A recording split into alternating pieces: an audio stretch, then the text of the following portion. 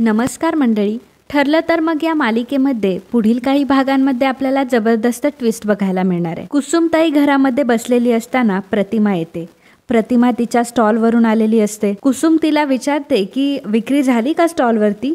तेव्हा प्रतिमा मान डोलावते आणि त्याचवेळी प्रतिमाच्या हातात असलेली पिशवी खाली पडते आणि तिच्या पिशवीतून एक फोटो खाली पडतो. कुसुमताई फोटो हातात घेते आणि प्रतिमाला विचारते की हा फोटो तुमच्याकडे कसा. तर प्रतिमा तिला खानाखुणा करून सांगत असते की 20 वर्षांपूर्वी जेव्हा माझा ॲक्सिडेंट झाला होता तेव्हापासून मला कोणीच माहीत नाही.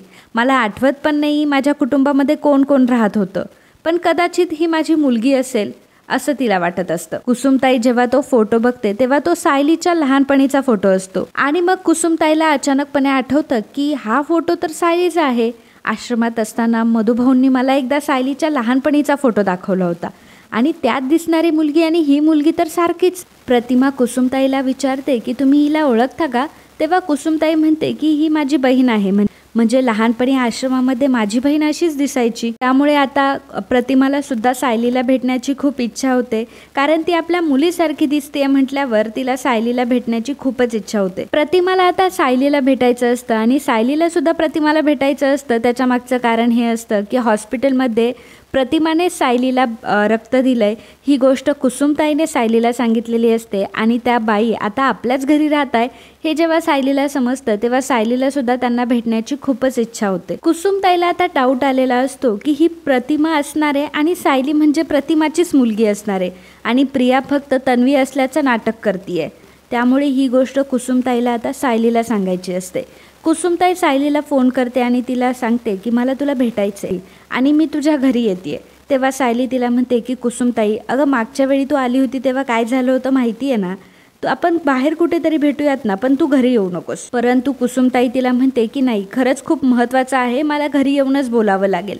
त्यामुळे सायली म्हणते की ठीक आहे, जर एवढं महत्त्वाचं असेल तर ये मग घरी. कुसुमताई आता प्रतिमाला घेऊन येत असते आणि ती म्हणत असते की कविताताई, जर तुमचा 20 वर्षापूर्वी ॲक्सिडेंट झाला होता, तुमची स्मृती गेली आहे, तुम्हाला मात्र तुमच्या घरातले ओळखू येत नाही, परंतु सुभेदारांच्या घरी जर तुम्हाला कोणी ओळखलं तर तुमची ओळख पटेल की तुम्ही प्रतिमाच आहात. परंतु कुसुमताई सायलीच्या घरी जाण्यासाठी घाबरत असते, कारण पूर्ण आजी काय रिॲक्ट करेल हे तिला चांगलंच माहीत असतं.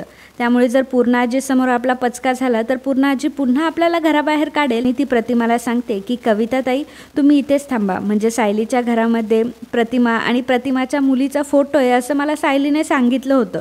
मी एकदा तो फोटो बघते आणि मग तुम्हाला परत घ्यायला येते.